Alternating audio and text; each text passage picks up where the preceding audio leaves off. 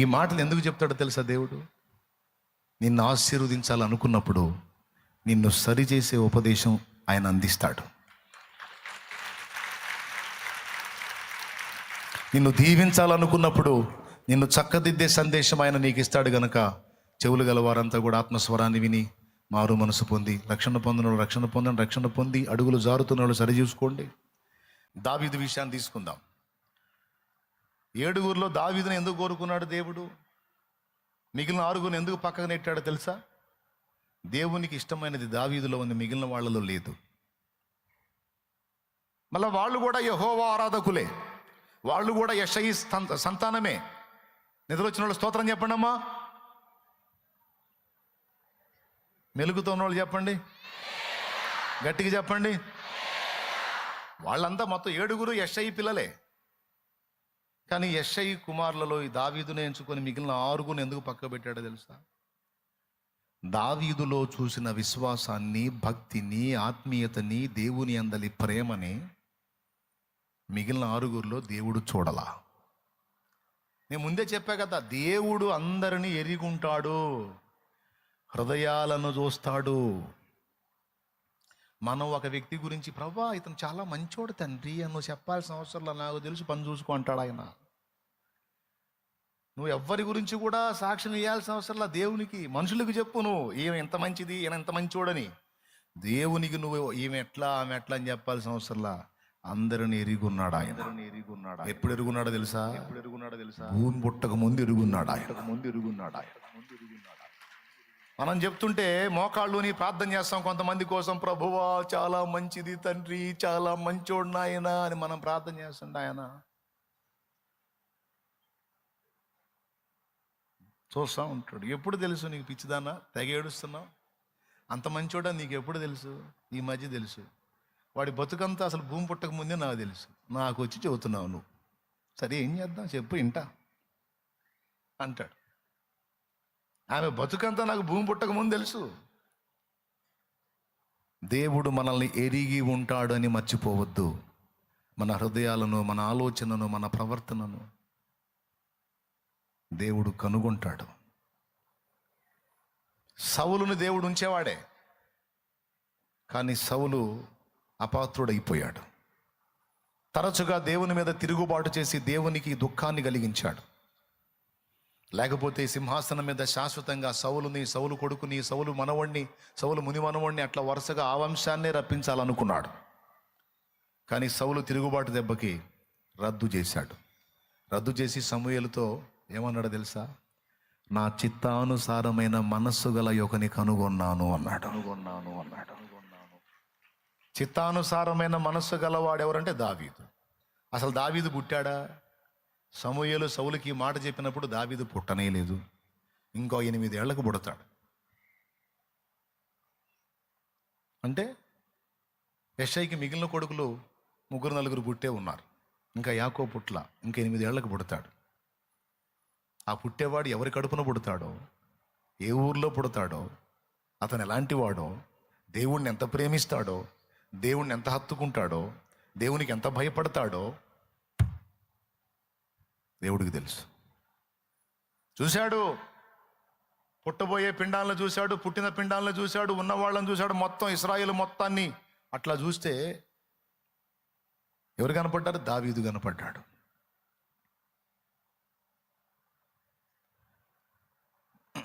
ఏంటి దావీదు స్పెషల్ అంటే, గొల్యాతు వచ్చి ఆంతుని తిడతంటే 40 రోజులు, గొల్యాతు వచ్చి ఫిలిస్తీయుడైన గాతువాడైన గొల్యాతు వచ్చి 40 రోజులు ఇశ్రాయేలు సైన్యాన్ని తిరస్కరించి దేవుణ్ణి దూషిస్తుంటే, దావీదు సొంత అన్నలు 3 ఉన్నారు ఆ సైన్యంలో. ఒక్కడు కూడా రోషంతో పోలా ముందుకి. మళ్ళా దావీదు అన్నలు. కానీ సన్నివేశంలోకి దావీదు ఎంటర్ అయ్యాడు. వాస్తవంగా 3 అన్నలు ఇక్కడ ఉన్నారు యుద్ధంలో, 3 అన్నలు ఇంటికాడ ఉన్నారు. కానీ యెషయి ఆ 3 పంపకుండా దావీదుని గొర్రెల దగ్గర నుంచి పిలిపించి దావీదుకి ఆహార వస్తువులు ఇచ్చి దావీదుని పంపిస్తాడు. పోయి అన్నల్ని పలకరించి పరామర్శించి రా నాయనా, యుద్ధం జరిగిందో లేదో ఏ సమాచారం లేదు, ఇప్పటికి చాలా రోజులైంది అని దావీదుని పంపిస్తాడు. ఏం మిగిలిన 3 పంపించవచ్చుగా? నో, మిగిలిన ముగ్గురిని పంపించినా అక్కడ పని జరగదు. అందుకే దేవుడు యెషయికి వాళ్ళ ముగ్గురి మీద ప్రేరణ ఇవ్వాల, దావీదునే పంపాలనుకున్నాడు. దావీదు అనుకొని ఉండొచ్చు, ఆ ముగ్గురు ఉన్నారుగా వాళ్ళని పంపించవచ్చుగా, పని చేసేవాడిని నన్ను పిలిచి పంపిస్తాడేంది అనుకొని బయలుదేరాడు. సరే, పెద్ద ఆయన చెప్పాడు కదా వెళ్ళాలి, నాన్న చెప్పినప్పుడు వెళ్ళాలి కదా. లేకపోతే అమ్మ ఊరుకోదు.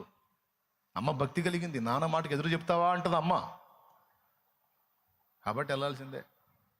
పోయాడు. ఆ టైమింగ్ కూడా చూడండి మీరు, కరెక్ట్గా గొలియాతు తిట్టేటప్పుడు ఎంటర్ అయ్యాడు దావీదు. ఒకవేళ గొలియాతు వచ్చి తిట్టి వెళ్ళిన తర్వాత, దానికి ముందు కానీ దాని తర్వాత కానీ దావీదు వచ్చినట్టయితే అక్కడ సీన్ ఉండేది కాదు. కరెక్ట్గా వాడు తిట్టే టైంలో దావీదుని ఎంటర్ చేశాడు. వాడి తిట్లు దావీదుకి వినబడేటట్టు చేశాడు. అయ్యే తిట్లు 40 రోజుల నుంచి వాళ్ళ అన్నయ్యోళ్ళు వింటున్నారు. అన్నయ్యోళ్ళు ఎన్ని రోజుల నుంచి వింటున్నారు? అన్నయ్యోళ్ళు 40 రోజుల నుంచి వింటున్నారు. అక్కాయ్ అన్నయ్యోళ్ళు ఇంత కదలిక లేదు వాళ్ళల్లో. ఈ చిన్నోడు వచ్చాడు, చెవిన పడ్డాయి, బిత్తరపోయాడు. ఎవడు రైడ్ ఇట్ట మాట్లాడుతున్నాడని. ఈయన ఇంత మాట్లాడుతుంటే ఏంది, వీళ్ళు ఎవరు పట్టించుకోవట్లేదు. జీవమగల దేవుని సైన్యమును తిరస్కరించుటకు సున్నతి లేని ఫిలిస్తీయునికి ఎంత ధైర్యం.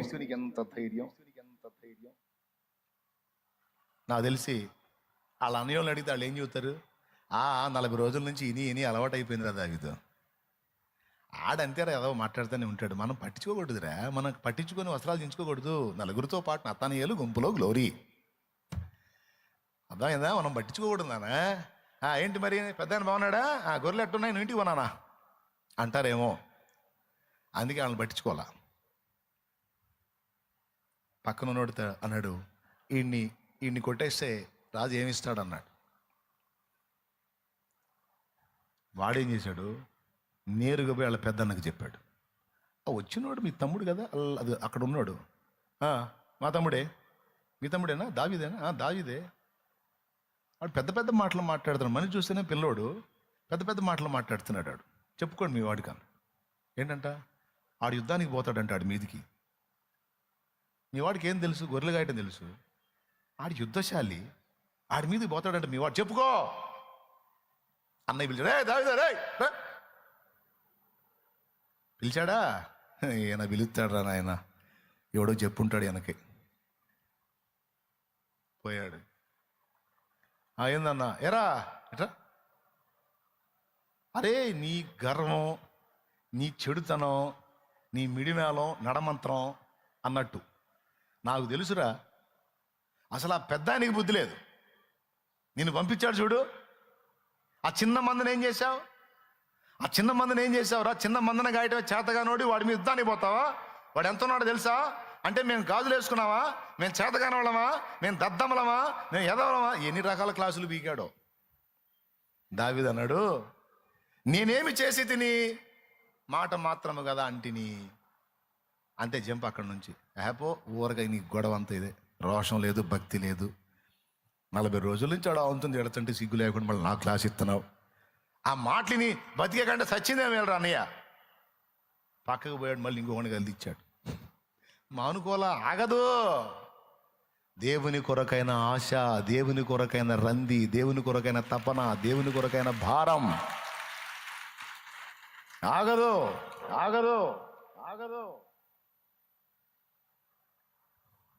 ఉండబట్టలేకపోయాడు. సచ్చాను. వాడి నోరు మూపించడమా లేదా నా నోరు మీటో రెండో జరిగిపోవాలి అంతే. పోయాడు, రాజు దగ్గరికి పోయాడు. మళ్ళీ రాజు మొదలు పెట్టాడు పెద్ద క్లాసు. సార్, వాడెంత పొడుగోడో, వాడి ఈట ఎంత పొడుగో, వాడి కవచాలు, వాడి యుద్ధ నైపుణ్యం నాకు వద్దు సార్, నాకొద్దు. వాడెంత పొడవున్నోడైనా నా దేవుడు ఆకాశ మహాకాశాలు పట్టజాలని దేవుడు. సింహము నోట నుండి, ఎలుగుబంటి యొక్క బలము నుండి నన్ను కాపాడిన దేవుడు. ఆ రెండిటిని చీల్చి గొర్రె పిల్లల్ని కాపాడే శక్తి నాకు ఇచ్చిన దేవుడు. సున్నతి లేని ఫిలిస్తీని కూడా నా చేతికి అప్పగిస్తాడు. మీరు సెలవేయండి సార్, నేను పోతాను.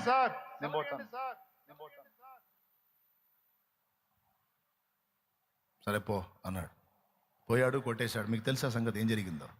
జయం వచ్చింది. అప్పటిదాకా సణిగినోళ్ళు గొణిగినోళ్ళు అందరూ దావీదును పైకెత్తేశారు.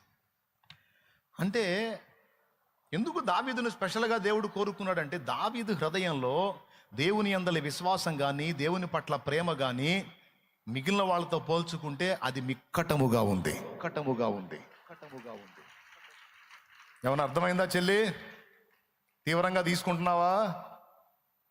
టేక్ ఇట్ ఈజీగా తీసుకుంటున్నావా? నీ కర్మ. నేను చెప్పినది సీరియస్గా తీసుకోపోతే తీసుకో. దేవుని కొరకు ఎవరి హృదయంలో ఎంత ఆసక్తి ఉందో, దేవుని విషయంలో ఎవరి హృదయంలో ఎంత విశ్వాసం ఉందో, దేవుని పట్ల ఎంతమందికి హృదయంలో ఎంత ప్రేమ ఉందో, దేవునికి తమ హృదయంలో ఎంతమంది చోటిచ్చారో, ఏ స్థానం ఇచ్చారో, దేవునికి ఎంతమంది భయపడేవాళ్ళు మొత్తం తెలుసు ఆయనకి. నేను అన్నీ బాగానే ఉన్నానన్నా అన్ను అంటావు. నీకుండే రంధ్రాలు నీకుంటాయి.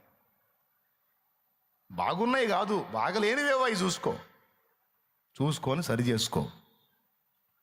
తప్పకుండా పక్షపాతం లేని దేవుడు నీ చేతిని కూడా పైకెత్తుతాడు, నిన్ను కూడా ఆశీర్వదిస్తాడు. నిన్ను కొన్నిటికి అప్పగించాడంటే ఎక్కడ ఏ లోపం జరుగుతుందో, ఎక్కడ ఏ అడుగులు జారుతున్నాయో, ఎక్కడ ఏది తేడా పడుతుందో ఖచ్చితంగా నువ్వు పరిశీలించుకోవాలి. నేను పరిశీలించుకోవాలి, దిద్దుకోవాలి, సరిచూసుకోవాలి. దావీదులో ఏం చూసుంటాడు? విశ్వాసం, దేవుని అందలి ప్రేమ. యాకోబులో ఏం చూశాడు? విశ్వాసం, దేవుని కొరకైన ఆసక్తి. అబ్రహాములో ఏం చూశాడు? విధేయత, విశ్వాసం, దేవుని భయం. ఈ మూడు చూశాడు అబ్రహాములో. తెలుసా ఏంటి అబ్రహాం స్పెషల్? భూలోకంలో ఉన్న మనుషులందరిని వదిలిపెట్టి ఆయన్నే కోరుకోవటానికి కారణం ఏంటంటే, అబ్రహాము లాంటోడు భూమి మీద ఉన్న జనముల్లో ఒక్కడు కూడా కనపడలా. అది విషయం. భూమి మీద ఉన్న వాళ్ళందరిలో గ్రేట్ చేస్తాడా? చేస్తాడు. ఇంటికి పోయి చదువు ఏబు గ్రంథం 1:6. నా సేవకుడైన ఏబు సంగతి నీవు ఆలోచించితివా? భూమి మీద అతని వంటి వాడు ఒక్కడునూ లేడు అంటాడు. భూమి మొత్తం సెర్చ్ చేస్తాడా దేవుడు? పరిశీలిస్తాడు. అవును, భూమి మీదున్న మనుషులలో మోషే మిక్కిలి సాత్వికుడు. మోషే అంత సాత్వికుడు ఇంకొకటి కనపడలేదంట. ఇస్రాయేల్లోనే కాదు, టోటల్ భూమండలం మొత్తం మీద మొత్తం పరిశీలిస్తాడు ఆయన. అబ్రహాం విషయంలో కూడా అలానే చూశాడు. అబ్రహాంలో 3 నేను గుర్తించాను. నంబర్ 1 విశ్వాసము, నంబర్ 2 విధేయత, నంబర్ 3 దేవుని భయం, దేవుని ప్రేమించే మనస్సు. బ్రదర్, మీ ఇంటికి మా ఇల్లు ఎంత దూరం ఉందో మా ఇంటికి మీ ఇల్లు అంతే దూరం బ్రదర్. దేవుని విషయంలో నీకున్న ఆసక్తి ఏ పాటితో నీ విషయంలో దేవునికి ఉండే ఆసక్తి కూడా అంతే ఉంటుంది. నువ్వు దేవుని అత్యధికంగా ప్రేమించి హత్తుకుంటివా, తప్పకుండా నీ విషయంలో కూడా దేవుడు అంతే స్పందిస్తాడు, ఇంకా ఎక్కువ స్పందిస్తాడు. పక్షపాతం లేని దేవుడు. తేడాలు ఉంటే మన దగ్గర ఉంటాయి కానీ దేవుని దగ్గర లేవు. సౌలు క్రమంగా ఉంటే సౌలునే ఉంచేవాడు, ఏశావు క్రమంగా ఉంటే ఏశావునే ఉంచేవాడు. వాళ్ళ దారిద్ర్యాన్ని బయట పెట్టారు కనుక వాళ్ళని రద్దు చేశాడు, మిగిలిన వాళ్ళకి అవకాశాలు ఇచ్చాడు. ఒక పూట కూటి కొరకు దేవుణ్ణి తృణీకరించే నీచమైన స్థితికి మనం ఎన్నడూ దిగజారొద్దు. ఎంతమందికి అర్థమైంది? నిజంగా అర్థమైందా? అబ్రహాంలో దేవుని విషయమే రోషం ఉందండి, విశ్వాసం. బయలుదేరంటే ఎక్కడికనే ప్రశ్న లేకుండా బయలుదేరాడు. ఏ పరిస్థితుల్లో వస్తాయి, ఎలాంటి జనం మధ్యకి వెళ్తున్నాను, ఏమైంది నా గతి అని ఆలోచించాలా. దేవుడు పిలిచాడు, నేను పోతున్నాను.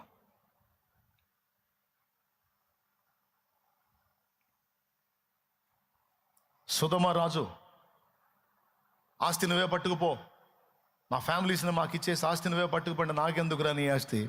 అబ్రహామును నేనే ధనవంతుని చేసి తినని నీ ఒక్క మాట అయినా చెప్పకుండాన్నట్లు నూలు పోగైనా ఒక చెప్పు వారైనా నేను ముట్టన, నాకెందుకు దాని డబ్బు. ఎంత రోషం! రాజీ పడ్డాడు. రాజులను జయించి తిరిగి వచ్చేటప్పుడు షాలేము రాజు ఆయన ఎదుర్కొన్నప్పుడు అబ్రహాము తన కష్టార్జితం అంతట్లో నుండి, తను సాధించిన దాని అంతట్లో నుండి 10% దేవునికి ఆనాడే కేటాయించాడు. ఇది నాది కాదు, నా దేవుని దీవెన. అంతమందిని నేను జయించి ఇంత సాధించానంటే నా దేవుని కృప లేకపోతే, నా దేవుని బలమైన హస్తం లేకపోతే, 318 మందిని పెట్టుకొని 4 రాజుల్ని కొట్టి జయించి, నేను తిరిగి జయించి వాళ్ళదంతా దోచుకొని వచ్చానంటే అది నా దేవుని సహాయం, నా దేవుని శక్తి, నా దేవుని కృప అని ఎరిగి ఆనాడే దేవుని కొరకు దేవుని కేటాయించటం అనే పద్ధతి ఆనాడే మోషే ధర్మశాస్త్రం రాక మునిపే అబ్రహాం ఫాలో అయ్యాడు. తెలుసా మీకు? ఇక చూడండి, అన్ని అబ్రహాం క్వాలిటీస్ చూడండి మీరు. శారా చెబితే హాగర్ని చేసుకున్నాడు. శారా చనిపోయిన తర్వాత కేతురాన్ని చేసుకున్నాడు. శారా ఉన్నప్పుడు తనకు తానుగా కకూర్తిపడి ఏ స్త్రీని మోహించలా, ఏ స్త్రీ దగ్గరికైనా తొందరపడలా. క్వాలిటీ. అబ్రహాములాగా నేను కూడా అంటే ఎట్లా కుదిరిద్ది? మోకాళ్ళు వేసి అబ్రహామును దీవించినట్టు నన్ను కూడా దీవించు ప్రభువా అంటే, అరే అవతల మనిషి కనపడంగానే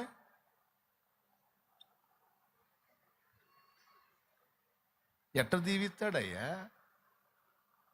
అర్థమైంది? మీకు అర్థమైందిగా? వాళ్ళకి అర్థం కాకపోయినా పల్ల మీకు అర్థమైందిగా. దేవునికి స్తోత్రం కలుగునుగా. హల్లెలూయా. టెంప్ట్ అవ్వలా. అదే సొదొమ రాజు ఇచ్చిన ఆఫర్ నీకు వస్తే పంపించండి సార్, పంపించండి. నువ్వే కూడా నాకు ఇవ్వడానికి. నువ్వు తన్నులు తిని వాళ్ళందరూ నిన్ను తన్ని మొత్తాన్ని తీసుకొని పోతే నేను వెళ్ళి వాళ్ళని తన్ని నిన్ను విడిపించి నీకు ముష్టి నేనేస్తే నువ్వు నాకు ఇచ్చేదేందిరా నీ బొంద? నువ్వు నాకు ఇచ్చేదేంది నీ బొంద? అబ్రహామును నేనే ధనవంతుని చేసేదని ఒక్క మాటైనా నువ్వు చెప్పకుండాన్నట్లు నువ్వులు పోగుముట్టను చెప్పుల వారు ముట్టను అన్నాడు. నా దేవుడే నన్ను దీవించాలి, నా దేవుడే నన్ను హెచ్చించాలి, నా దేవునికే రావాలి నన్ను బట్టి మహిమ. ఏ ఒక్కడికి రాకూడదు. లోతు అబ్రహాం విడిపోయేటప్పుడు కూడా ఈ దేశముని ఎదుటున్నది పెద్దోడిని నేను ఇటు పోతాను, చిన్నోడి నువ్వు అటు పో అనలా. ఈ దేశముని ఎదుటున్నది నువ్వు కోరుకోరా, ఎటు పోతావో, నువ్వు వెళ్ళే దిక్కుకు నేను రానన్నాడు. టోటల్ అబ్రహాం యొక్క లైఫ్ మొత్తాన్ని మీరు అబ్జర్వ్ చేస్తే ఎక్కడ కూడా రాజీ ఉండదు. ఆఖరికి కన్న బిడ్డని దేవుని కోసం అలాగున అప్పగించే విషయంలో కూడా బలిపీఠం కట్టి దాని మీద బిడ్డను పడుకోబెట్టి తను ప్రేమించే ఇస్సాకుని కత్తెత్తుతాడు. అబ్రహాం ఆగు, ఆ చిన్నవాని మీద చేయి వేయవద్దు, నీవు ఈ విషయంలో దేవునికి భయపడు వాడవని నేను ఎరుగుదును.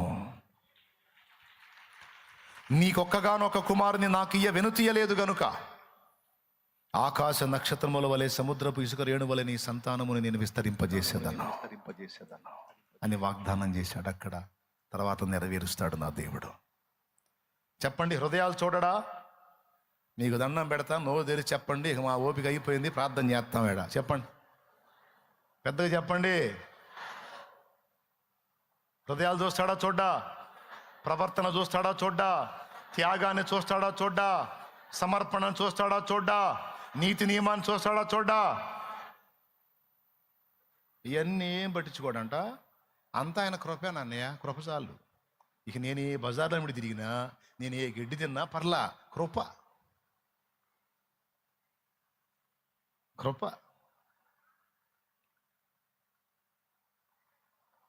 చూపుతాడు.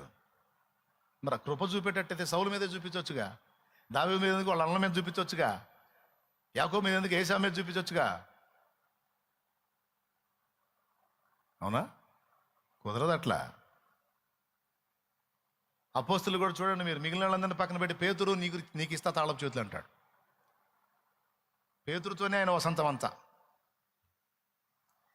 మీరు గమనించండి, పేతురు లైఫ్ చదవండి మీరు. యేసు ప్రభు పేతురుతో ఎలా ట్రీట్ చేస్తాడో చూడండి, వింతగా ఉంటుంది.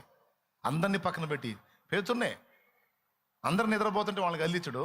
సీమోను నీవును నిద్రించుచున్నావా అంటాడు. సీమోన్ లేచి అడగాలి లెక్క ప్రకారం, వాళ్ళందరూ కనపట్లేదా నీకు?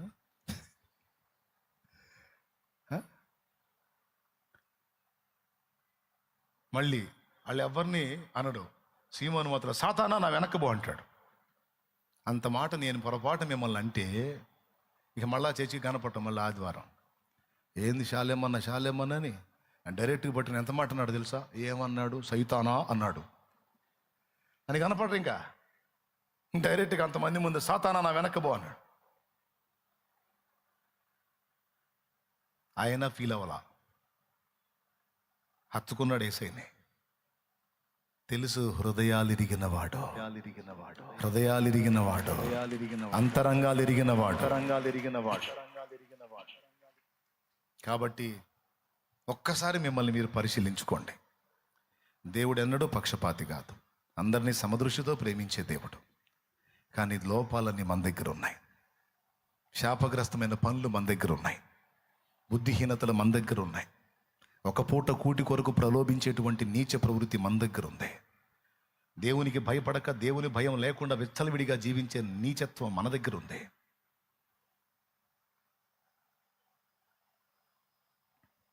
మనం అన్ని విషయాల్లో బ్యాలెన్స్ అవుదాం, సరిచూసుకుందాం. దేవుని ఎదుట అన్ని విషయంలో క్రమంగా నడుచుకుందాం.